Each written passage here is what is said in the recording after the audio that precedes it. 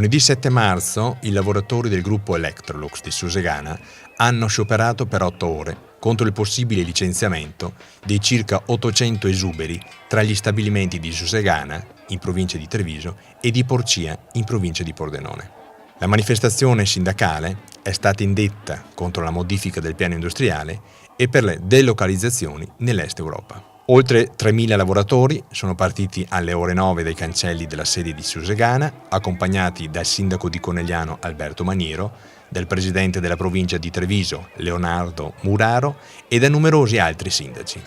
Il corteo di circa 3 km ha percorso in un'ora e mezza la statale Pontebana, raggiungendo il centro di Conegliano per fermarsi in piazza Cima. Molti gli interventi a difesa dell'occupazione, tra cui quello del sindaco di Conegliano e dei delegati e dei dirigenti sindacali. A conclusione, Laura Spezia, della segreteria nazionale FIOM, CGIL, responsabile del settore elettrodomestici, ha ribadito con forza il no ai licenziamenti. La concorrenza, ma come si gioca sulla concorrenza? Si gioca facendo pagare i lavoratori e le lavoratrici, licenziando le persone, o si gioca sull'innovazione, sulla qualità, sullo sviluppo, sulla ricerca? Queste sono le cose che bisogna fare. È questo, in questi termini che avrò affrontato il problema. E allora, che cos'è che noi diciamo? Una cosa precisa. Electrolux, sappi che tu non puoi licenziare le persone, noi siamo contrari ai licenziamenti e questa manifestazione lo dice in modo chiaro e preciso.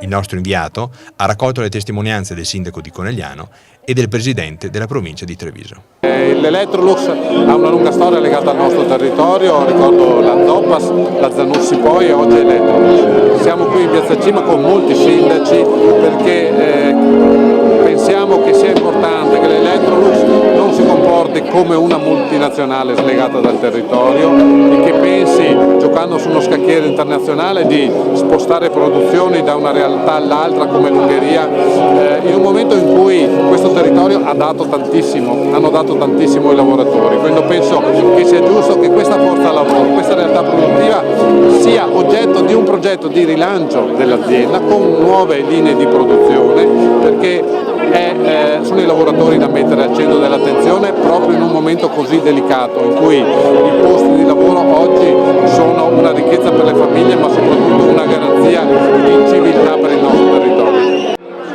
Sono anni che siamo vicino al mondo del lavoro trevisano, i operai dell'Electrolux in maniera particolare. Credo che sia inaccettabile che dopo una ristrutturazione aziendale di 3 anni fa, dove ci sono stati chiesti grandi sacrifici per i lavoratori, adesso a poco a distanza da 3 anni ancora una volta chiedono un sacrificio per il mondo del lavoro. Questa logica delle multinazionali non è accettabile. Io ricordo l'Electrolux oggi qui, ma ricordo pochi mesi fa la Indesit a Refrontolo, ricordo la Gatorade, altra multinazionale che guardano solamente all'aspetto finanziario e al profitto e non pensano a questi lavoratori che hanno dato tanto in termini di sapere, in termini di professionalità, in termini di produzione. Per cui con queste logiche io credo che dobbiamo fare squadra, stare insieme e dare una risposta forte a queste multinazionali, perché non è e non accettiamo queste politiche.